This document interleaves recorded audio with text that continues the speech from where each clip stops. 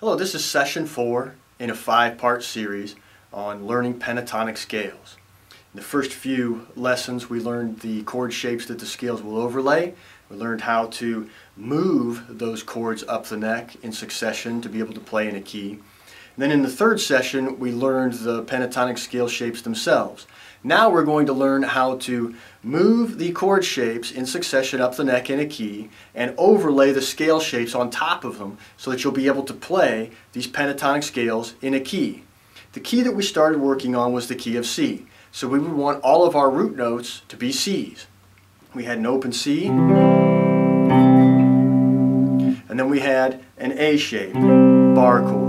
We're not going to play the scale shape associated with the open C chord. We're going to deal with C when we get to the top later so that we can get all of the notes that we memorized. So we're going to play our A chord shape where it belongs for the key of C with a C root note. We're going to strum it, drop down to the low E string and play our A pentatonic scale shape, ascending, descending, and strum the chord. We just played a pentatonic scale shape in the key of C. Now we're going to move up to the next position, which is outlined by the chord shape G. So we're going to slide up to where our A shape stopped, put our G shape on with a C root note, and you always want to check that to make sure you're in the right spot. We're going to start on the low E string and play a G pentatonic scale shape in this position.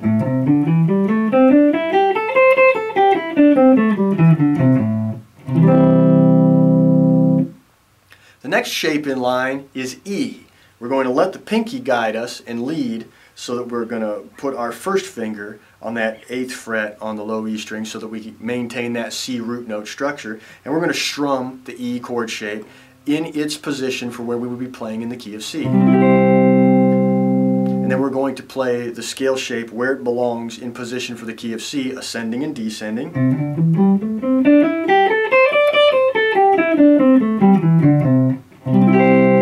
And finish by strumming the chord again.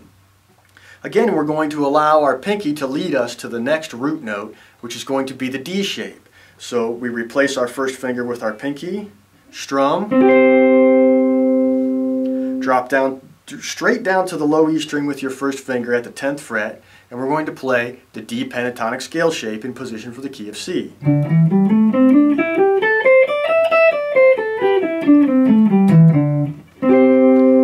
And strum it at the end. Next we have this odd overlap of 1 fret to get our C chord shape in place to be able to play notes for the key of C. We strum the chord shape, play the C pentatonic scale shape in position,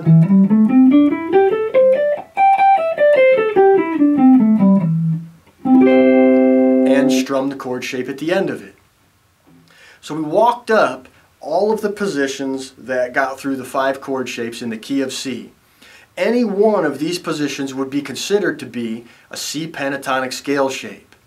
What I want you to do is memorize this, and in the next lesson we're going to learn some exercises and maybe an alternative to this. So we started with an open C chord, we played the A shape, and then we played the scale shape in position here. Then we moved up to the G shape with its root note on the 8th fret, and we played the scale shape in position here for the key of C. Then we let our pinky lead us into the E shape, and we played our scale shape in position for the key of C here. Then we let our pinky lead us for the root note of our D chord shape. We played our scale shape in position for the key of C here. Then we had that 1 fret overlap for the C shape, and we played our scale in position for the key of C here.